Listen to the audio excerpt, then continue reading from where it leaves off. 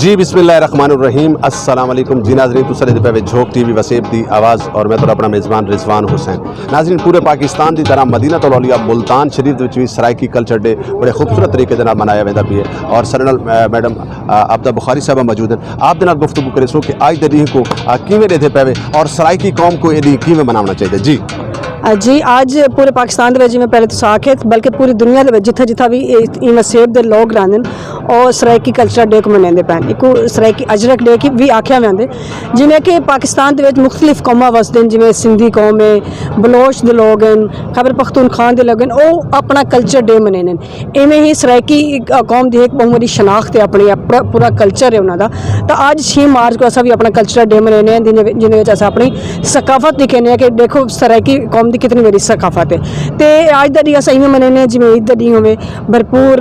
लोगों की शिरकत होंगी है, खास तौर पर अजरक का गिफ्ट पेश किया जाता सबको। तो अजरक जी है और सारी इत्थां की सकाफत बन चुकी है, लोग इसको बहुत ज़्यादा पसंद करें, खास तौर पर बाहर के मुल्क के जोड़े लोग आने तो वह तोहफतन जोड़ा है वह घिन के भी वेंदे बाहर के मुल्कों के भी। तो इत्थां भी सराइकी वसेब के भी जोड़े दूजे सूबे के समाजी या सियासी लोग आने तो उन्होंने को एज अ गिफ्ट अजरक असा पेश करने हैं।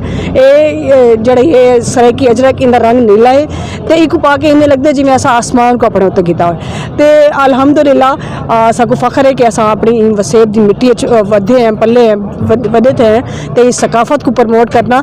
इत्थां दे रहमण वाले हर वो शख्स का फर्ज है जोड़ा कि इत्थां धरती का वसेब का माजा है। अच्छा ये दसो कि असा हमेशा तो सुनते आए कि पीपल्स पार्टी नाल तुहाडा तल्लक है कि सराइकी सूबा पीपल्स पार्टी बने सी और हुण क्योंकि ये टाइम सिंध दे विच भी और पंजाब दे विच भी मुश्तरका तौर पर हुकूमत है, क्या नज़र आंदा पी है कि पीपल्स पार्टी ये जिहड़ा ना सूबा बनाने कामयाब साबित थी सी? हाँ जी, जब भी पाकिस्तान पीपल्स पार्टी को मौका मिला तो पाकिस्तान पीपल्स पार्टी ने सूबे के मामले हमेशा अपना भरपूर रोल प्ले किया है। तो हुण भी तुसीं डिठा हो सी कि जिवें ही असैम्बलियां बनियां स्टार्ट थी तो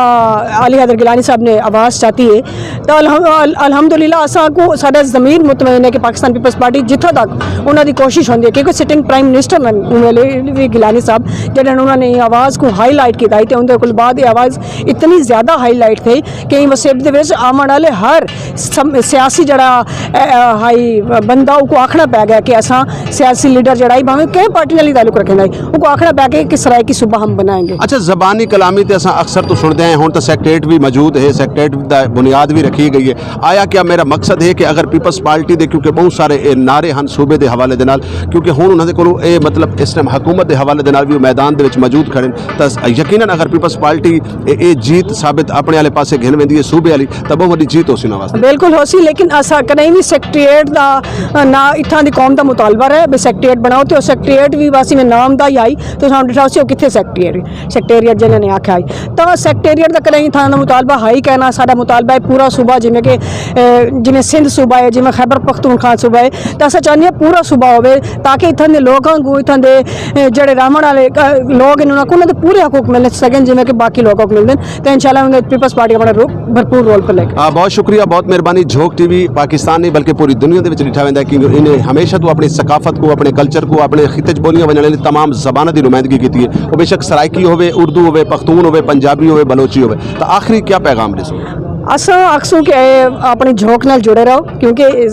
वसेब है सारी झोंक है। तो चैनल का नाम भी माशाल्लाह बहुत खूबसूरत है तो साकू फख्र है थोड़े से समय लोगों के जोड़ा कि अपने नाम नाल ही अपनी सकाफत को अपने इत्थां के वसेब को प्रमोट करेंगे पैन। तो इत्थां के लोगों को मेरा पैगाम है कि तुम भावें जेड़ी भी जबान बोलने वाले हुए भावें जेड़े भी तुहाडे घर जबान बोलनी पैंदी है लेकिन तुस इत्थों के वसेब दे ही तो तुहाडा हक बनता कि तुस इत्थां की सराइकी वसेब की सकाफत को प्रमोट करो। जी बहुत शुक्रिया, बहुत मेहरबानी जी नाज़रीन। जिवें कि मैं तो दस्सिया कि मैं इस टाइम टी हाउस मुल्तान दे विच मौजूद हाँ और सराइकी कल्चर डे पूरी दुनिया दे विच और इवें ही अगर अस पाकिस्तान की गल करें तो मदीनतुल औलिया मुल्तान शरीफ के लोग भी पिछा नहीं, इन्होंने भी नीली अजरक पा के यानी बिल्लू पोट्री आसमानी कलर पा के ये मुहब्बत और भाईचारा का पैगाम दिता है। तो नाज़रीन जुड़े रह झोंक टीवी वसेब की आवाज़ नाल अपने मेज़बान रिजवान हुसैन को दिसो इजाज़त। अल्लाह हाफिज़, अल्लाह निगहबान।